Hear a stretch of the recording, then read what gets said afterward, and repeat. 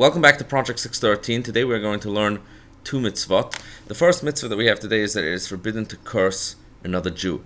We learned yesterday that it's forbidden to curse a king or a leader of the Jewish people. And today, in addition to that, we have another mitzvah that it's forbidden to curse any Jew. Now, interestingly, the verse that the Torah uses to describe this prohibition is that it is forbidden to curse a deaf person. Why would the Torah talk about a deaf person if we're talking about anyone? Any Jew, it's forbidden, not only if he's deaf.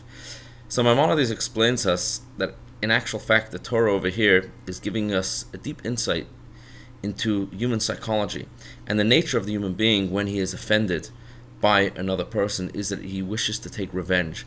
And based on the level of offense, depending on how hurt I was by the other person, that's how great my feelings of revenge are going to be. If I was only, it can range from a very low level where there's just basic anger, or more than that where there is verbal abuse, and even greater than that it can lead to physical abuse, and perhaps it can even lead to murder if someone is really angry and really wants to take revenge.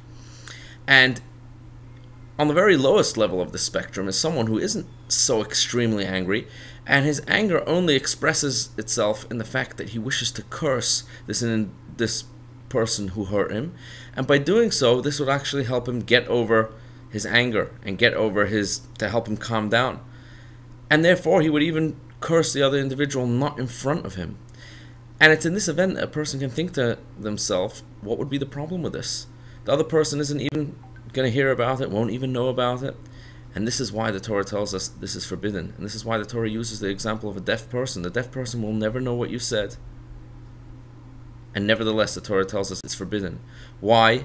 Because the Torah gives us instructions not only to help mitigate harm being done to another person, but actually in order to help us build our own character, to help us be able to get over our own bad tempers. And therefore the Torah tells us it's absolutely forbidden to get used to cursing another person.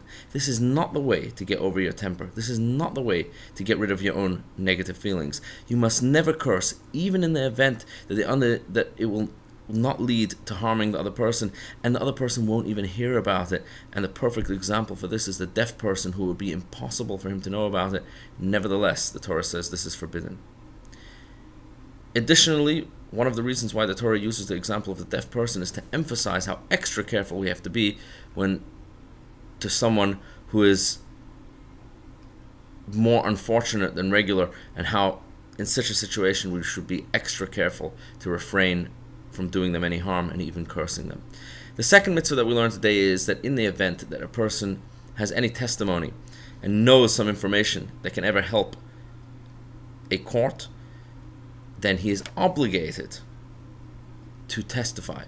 And this is whether the information that he's giving is going to help a person, whether it is going to harm the person. It may save a person from a financial difficulty or from physical harm. It may cause a person a financial loss and perhaps even a physical penalty. Nevertheless, if you see something, say something. If you know the information, you are obligated to testify to help the courts reach a conclusion, and if you refrain from doing so, you have violated a prohibition of the Torah.